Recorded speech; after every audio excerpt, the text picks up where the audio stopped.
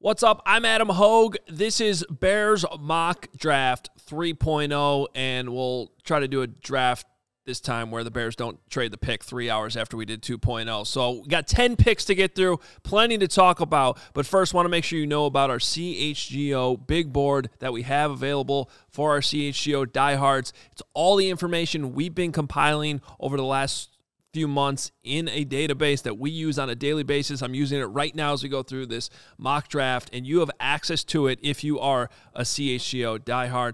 Also want to make sure you know about our draft party, which is happening on both the first night of the draft and the second night of the draft, April 27th, April 28th. It's happening at Joe's on Weed Street in Chicago. We're very excited about it, and our draft shows will be happening live from there. Go to allchgo.com for more information and tickets. That being said, let's jump right in to Mock Draft 3.0 with the Bears now having the 9th overall pick. And for the first time in these drafts this year, we're not going to trade back. We're just going to stick with the 10 picks that the Bears have. They sit at 9, and we're going with a defensive end with our first pick. Lukas Van Ness from Iowa, a big, long defensive end and an ideal fit in this Bears defense. We talk a lot about the 3 technique. That is important, but you also need those edge rushers, a premium position filled here with the big defensive end from Iowa. Powerful bull rushes. He's great against the run. Those pass rush moves just need a little bit more seasoning and some coaching, and then the sky will be the limit here. Big, giant hands and the ability to kick inside if the Bears want to do that in sub packages. This is one of the few guys that when you turn on the tape of Peter Skoronski and Paris Johnson, you see Lukas Van Ness making plays against those guys. He is going to be very good at the next level. All right, we go to pick number 53 now in the second round. There is that big gap between the Bears' first 2 picks if they don't make any other moves. Sticking in the Big Ten here, center Joe Tippmann from Wisconsin. Right now, the #1 interior offensive lineman on the CHGO big board. He moves extremely well for his size, can get to the second level with ease. That makes him a great scheme fit within the Bears' outside zone running scheme. He can pull with no problem. And even though he doesn't have a ton of experience in that outside zone at Wisconsin, he should be fine if he's playing center in the Bears scheme. And he also has the ability to play guard if you want to put him there.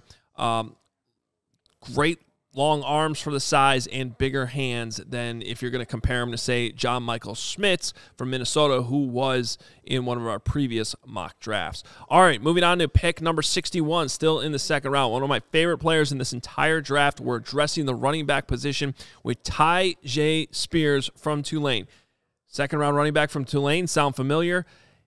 He's not quite built like Matt Forte. They are different running backs, but I could see Tyjae Spears having a similar early impact in the NFL like Matt Forte once did for the Bears coming out of Tulane. He's thick. He's got quickness. Runs through arm tackles. Don't even bother trying to do an arm tackle on him. He's going to go right through that, and he's one of the more electric players that we saw at the Senior Bowl. He also had an outstanding bowl game against USC, against upper-level talent. He's just a really fun player to watch. All right, now we go to the third round, pick 64. So just a few picks later, and we're going to address the offensive line here again, but this time look at a possible right tackle in Matthew Bergeron from Syracuse. Right now, he is the #7 rated offensive tackle on the CHGO consensus big board. He's a better pass protector than run blocker right now, but he's got great eyes. When he's passing off those stunts, you can just tell he understands the game. He's got experience playing both the left and right side. Now, the arms are on the shorter end. They're on the acceptable end, but they are on the shorter end, so you probably put him on that right tackle side. And he's just a really solid player that if he falls this late to number 64, I think you got to grab him. Now, going to the fourth round, pick number 103. A name that might sound familiar even if you don't know him, cornerback Travius Hodges-Tomlinson from TCU. A Tomlinson from TCU? Yep, this is the nephew of LaDainian Tomlinson.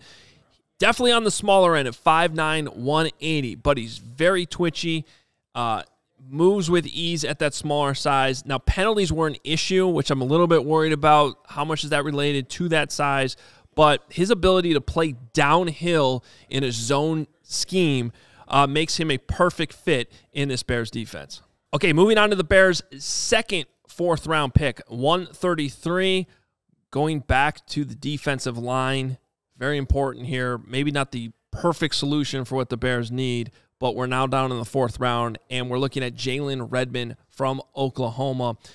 Betting on the traits here, because I'm not going to lie, Jalen Redmond's film sometimes is hard to sort through. It just seems like he should be a lot better than maybe the production indicates, but he's extremely athletic. He blew up the combine, and it's this late in the draft. I think it's smart to bet on those traits, see what you can get out of him. He's really good against the run, so I would probably play him more as the one technique in the Bears defense, and if they can get more of that pass rushing going, then he can be that ideal one technique. So not necessarily solving your 3 technique problem, but this late in the draft, I think he'd be a solid pick for the Bears at 133.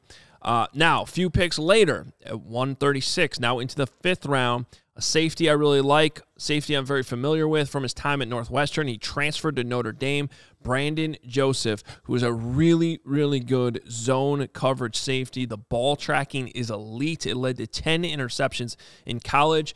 And by the way, his best interception came against Ohio State in the Big Ten championship game a few years ago. The guy who threw that ball, Justin Fields. But it's incredible one-handed interception.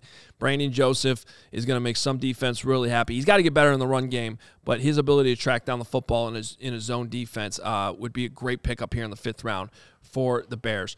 Now, later in the 5th, 148, going back to the offensive line, loading up as much as the Bears possibly can, McClendon Curtis from Chattanooga. Really like this guy. He's an intriguing developmental prospect. If he falls this late in the draft, he's, quite frankly, has top-end length for an offensive tackle, let alone a guard.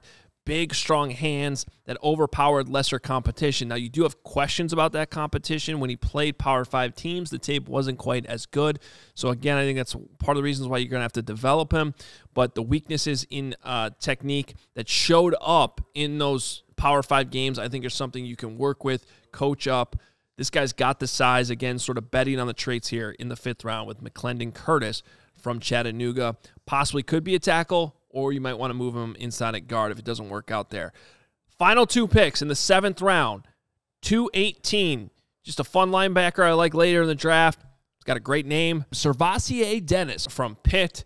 Stood out to me briefly at the Senior Bowl. He's just a fun linebacker to watch who can cover, make plays on the football. That stood out in Senior Bowl practices. He makes plays on the ball. I always like that, especially for guys this late in the draft.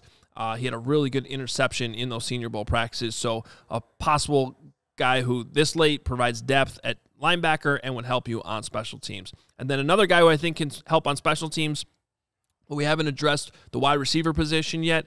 258, going with wide receiver Jalen Wayne from South Alabama, who this late in the draft, you want to look for guys who can slide in and give you special teams experience right away. He has that. He's also the cousin of former Colts wide receiver Reggie Wayne. 6'2", 210.